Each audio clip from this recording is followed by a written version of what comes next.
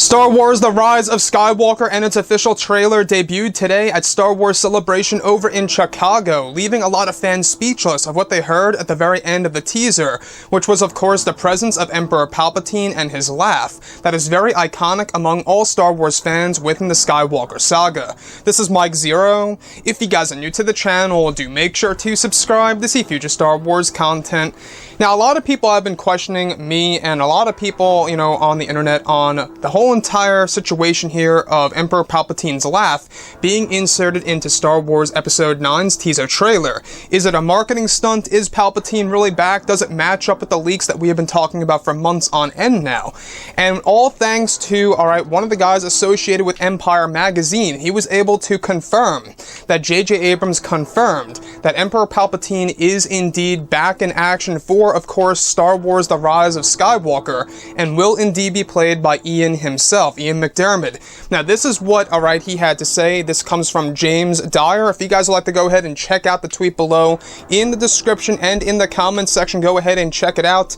He is the writer of Wrongs at Empire Magazine and the Pilot TV Mag podcast host, and he got a chance to talk with J.J. Abrams, and he states this: in case there's any lingering ambiguity from the trailer and Ian McDiarmid's appearance at the panel, I can 100% confirm that Palpatine is back in The Rise of Skywalker. As I just asked JJ, he's thrilled and slightly incredulous that McDiarmid's presence on set did not leak. So that's what James had to say on Twitter. Once again, go ahead and check it out below. Very intriguing that J.J. Abrams actually had the bravery of bringing back Emperor Palpatine for a movie that is said to be the end of the Skywalker saga, right? So exactly what's going on here? Why is Palpatine back into the equation of a Star Wars film, specifically at the very end of the Skywalker saga? Now, we do know that this movie is going to be heavily based on Legends and/or EU material, and you can already see how it's mirroring that of course, the Dark Empire comic line, if Palpatine ends up coming back to life. Now, of course, him coming back in the movie and Ian McDiarmid playing Emperor Palpatine doesn't necessarily mean that he's alive as of yet, but he is actually back in action for this movie. So what's really interesting is if he is indeed alive, we do know that there is going to be a new threat in this movie that's associated with the Beyond, and we still don't know what the Beyond really is. Now, I'm starting to think here, if you actually examine the very end of Return of the Jedi, where Darth Vader throws Palpatine off the ledge into the core of the Death Star 2 reactor, there's a huge explosion, and it leaves a lot of people wondering exactly whatever happened to Palpatine after that, if he is indeed not dead.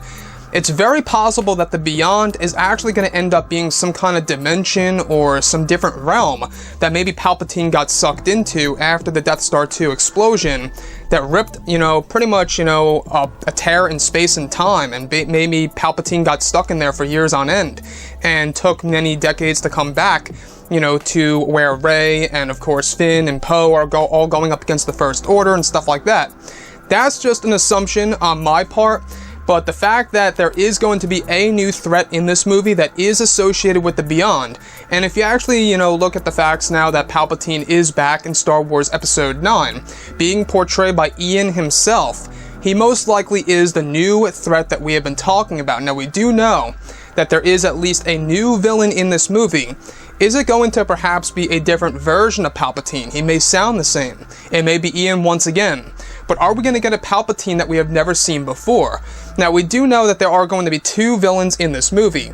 Are these two villains associated with Emperor Palpatine? That's a huge question open on the table.